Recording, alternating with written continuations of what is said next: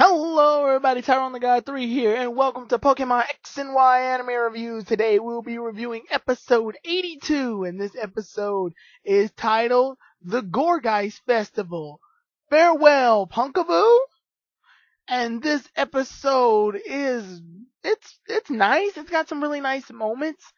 Um, Overall, it was the episode we've all been basically waiting for. We've seen Gorgeist in the ending theme a bunch of times. We've just been trying to wonder when is Jessie finally gonna evolve this Punkaboo into Gorgeist, and we finally have our episode. We thought it'd be during the whole her romance episode because James had already had his episode, so we figured that Jessie was gonna have hers, but Jessie winds up with two episodes, one for Wobbuffet and one for Punkaboo, which makes sense because I don't think James doesn't have any other Pokemon except Inkay on hand right now, which is kind of sad now that I really started to think about it. But overall, yeah. So it's good to see that each Pokemon in the series gets their own episode. I think every Pokemon up to this point has had their own episode with the exception of like Bunnelby. And I know Chessman's going to have an episode soon. So it's good to see that each Pokemon, X and Y takes the time to actually focus on each Pokemon individually along with their trainers. It's just another step up for Pokemon X and Y that makes it like one of the best series. But regardless of which, let's get into this plot summary and then I'll talk about my feelings. The episode begins with our heroes going into the next town. It's nighttime when they go into the next town, which is weird because they normally camp out at night. But they learn that there's a Gorgeist Festival going on. And the Gorgeist Festival, they learn about it because when they go into the Pokemon Center to heal their Pokemon, Nurse Joy and Wigglytuff are actually cosplaying as each other, which I thought was kind of funny. So, when that ends up happening, our heroes decide to go and cosplay as well. And I really like some of the cosplays that come out. Ash ends up cosplaying as Snorlax, I guess as a callback to his Snorlax that he has. I thought that was kind of cool. And then, Clement ends up cosplaying as a Watchog, which I thought was an odd choice, but pretty cool for Clement. Then I like, Dedenne and Bonnie's cosplay because Dedenne is a freaking Ludicolo swag. And it's, Dedenne, well, Bonnie is the Ludicolo, Dedenne is a Corphish, and there's something I thought was really interesting about this group of cosplay, is because there is I don't know if this is a callback or not, but there is an episode involving Corphish and Ludicolo back in the Pokemon Advance series, where Ash's Corphish had a thing with Ludicolo. The two were like rivals, I guess, or battling. The trainer only appeared for one episode, so if it's a callback to that, then that's really cool. But I could be just pulling strings here. Anyway, after that, we see Serena has cosplayed as a Florges, and I have noticed a big theme with Serena and Florges's. Because think about it, her kimono that she used in Lavera City during the fashion show was a Florges. The contest that she won in was a Florges, it was the same kimono actually. It was just altered this time because of the whole tear. And now she's cosplaying as a Florges again. Are they trying to hint at Serena catching a Florges? I don't know if they are or aren't, but all I know is that she's been cosplaying as a Florges for this is her third Florges based outfit. So I don't know if they're trying to hint at it or not. I mean, I would gladly accept her catching a Florges as one of her Pokemon, but I just noticed that Florges has been a theme for Serena a lot. Then we wind up seeing that Chessman and Pikachu have also cosplayed. Chessman's actually cosplaying as Pikachu, and Pikachu's cosplaying as Psyduck. I don't know if this is a callback to Misty Psyduck or not. Like I said, I could be just pulling strings here, but it looks really nice. And yeah, so they're all dressed up and they're ready to go out into the Gorgeist Festival. They learn that in the Gorgeist Festival that people trade candies when they like the cosplays that they end up cosplaying as. So in other words, this is Japanese Halloween. That's what I basically gathered. This is Halloween. So in the distance, Team Rocket is looking off trying to figure out how they're going to wind up catching Pikachu. And I thought this was really nice. Well, I wish James was a Trevenant. I don't know why. I just wanted James to be a Trevenant. But anyway, James winds up being a Gorgeist, which is odd because the episode's about Gorgeist. Anyway, Meowth is a Bennett. and Wobbuffet's a sock. I thought that was really cool. And they made Inkay go back to the Pikachu outfit that he was in way back in the episode where James and Inkay were impersonating Ash and Pikachu. So I thought that was really cool. It's just the fact that they called back to that cosplay way back in the day. And then I don't think Punkaboo's cosplay is anything, and they did that specifically for the fact that it's to pay homage to the Punkaboos and the Gorgeist. So it was really nice to see that Punkaboo didn't have to. And then Jessie was in a freaking Miss Magius costume, and that Miss Magius costume looks really good on her actually. Jessie's been doing a really good job in terms of looks during this series. I can't really explain why, but it has. Anyway, what winds up happening is they run into a butler who has a Gorgeist. I'm just going to call him the Gorgeist butler right now. And the Gorgeist butler actually invites them over to this castle because he's intrigued by the Punkaboo that Jessie has. When they get over there, they meet up with this guy. I'm just going to call him the Punkaboo King. They meet up with the Punkaboo King, and we learn at this point, if you haven't learned already, that there's different sizes of Punkaboo. And the Punkaboo King's Punkaboo is actually the smallest. It's very tiny. So it's cool to see a different sized Punkaboo in the series. Then Jessie learns that her Punkaboo is actually the biggest Punkaboo. And because of this, the Punkaboo King's Punkaboo actually wants to be in a relationship with Jessie's Punkaboo because of how big it is. So it likes big women, I guess.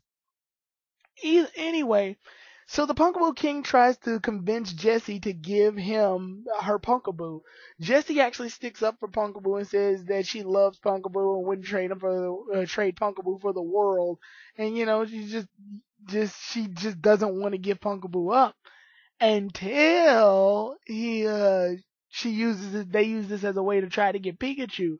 What Jessie winds up doing at this point is lying to the Punkaboo King and the Gorgeist butler, convincing them that Punkaboo has been being bullied by Pikachu, the Pikachu that belongs to our heroes, which is totally not true.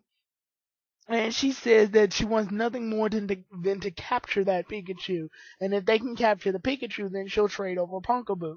So what ends up happening is while our heroes are out, our heroes wind up getting attacked by the Gorgeist butler. The Gorgeist butler ends up sending his army of Gorgeist to attack our heroes, and our heroes fight back. It's cool to see that Bumblebee's out here. It's kind of upsetting that he's not cosplayed as anything. I thought he would have made for a funny Baneri or something, or like a Rat-a-tat or some other field rat. But no, he's not. Anyway, when the Pokemon and Pincham's out there too.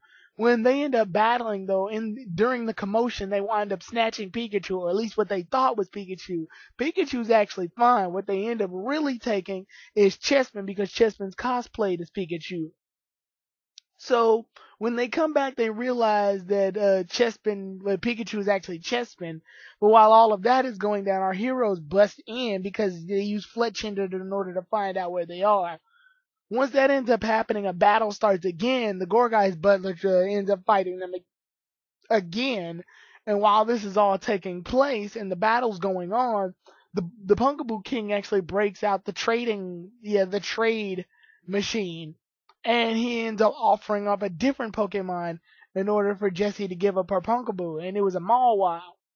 And then Jessie actually gets convinced to trade with this Mawile because the Mawile has the ability to Mega Evolve. So Jessie then imagines herself with a Mega Evolution Pokemon.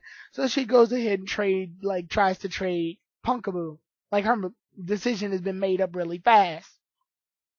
So at this point, they finally do the trade, and when they do, Punkaboo and Jessie wind up in an argument before the trade. Man, this is only because Punkaboo's really upset at the fact that Jessie would just trade Punkaboo away because of the Mawile. Once the trade is finally complete, the anime actually takes a page from the game's rules and evolves Punkaboo because of this trade. So I'm actually really glad and shocked to see that the reason Punkaboo evolved wasn't just because it felt like evolving. They actually follow the game rules. So when Punkaboo got traded over, it turned into Gorgeist, just like in the games. Once the Punkaboo King's Punkaboo sees that it's evolved into Gorgeist, it's no longer infatuated with it. It doesn't want any part of it. So he's like, this is a no-go. I can't marry this Punkaboo because it's a Gorgeist now. So because of that, he wants to do a trade back. And at this point, Jessie realizes how much she actually misses Punkaboo. It's basically kind of what happened with Ash when he traded his Butterfree. After the 2 seconds he traded his Butterfree, you realize he effed up. So Jessie then realizes that if no one else is there for her, Punkaboo always was there for her. Even as a Gorgeist, it's still the same Pokemon. So they actually decide to go ahead and do the trade back. And when they do the trade back, Gorgeist is now with Jessie because it's evolved from Punkaboo now. So after all of that said and done, Clement actually uses his Apom arm in order to get them to escape the cage that they were locked into. Once they finally escape, our heroes battle off against the Gorgeist Butler in order to free uh, Chespin. Once Chespin's free now, they decide Team Rocket decides to reveal themselves and a battle starts. So the same old happens, and our heroes wind up beating our Team Rocket. But Jessie's kind of satisfied with this blast off because at least she gets the blast off knowing that she has Gorgeist on her team. Once that's all said and done, the Punkable King realizes that he and the Gorgeist Butler were wrong, and then there was a big misunderstanding. And to apologize for this, they feed our heroes like soup, and they watch fireworks happen for the Gorgeist Festival in order to end it off. And that's basically how the episode ends. I gotta say, this was a really good episode for Jessie. I mean, it was a good episode for Jessie, but there wasn't much Jessie, if that makes any sense. What I'm trying to say here is that Jessie was a major factor in this episode as far as her relationship with Gorgeist, but I think her relationship with Gorgeist only took up about like 1/4 of the episode. And even not even that probably. The episode mostly focused on the festival itself and the interest that the Punkaboo King had with Jessie's Punkaboo. Overall, this episode was really nice. It was cool to see our heroes actually like participating in the cosplays and things like that. And I really love the animation that was done in this episode in terms of the battle against the Gorgeist Butler and against Team Rocket. I don't know what really to say. It's just this episode had really nice animations. So yeah, I thought that was a really cool, like just thing that happened in this episode. Other than that, there's not really much to say about this episode. We saw this episode coming a mile away. What we didn't expect was that it'd be like, I didn't expect them to actually follow the rules of trade. I guess that's why Punkaboo didn't evolve for so many episodes. But if you compare this episode to the other Jessie episode with the Wobbuffet, I think the Wobbuffet episode did a better job of showing Jessie off more. And I guess it's because the whole Jessie was the main focus in the entire episode. She got more screen time, whereas in this one she's sharing the screen time with the Punkaboo King, Team Rocket, and everything. I think this episode was just to exemplify the bond that she does share with Punkaboo, which I'm glad to see as a parent, because when we watch the episodes, mostly we don't see much of a bond between Jessie and Punkaboo for real, because even the way that Jessie caught Punkaboo was kind of odd. I mean, for Christ's sake, she tripped over the thing. So I guess this was a good way to show off how much she does care about Punkaboo, because like I said, they met on accident.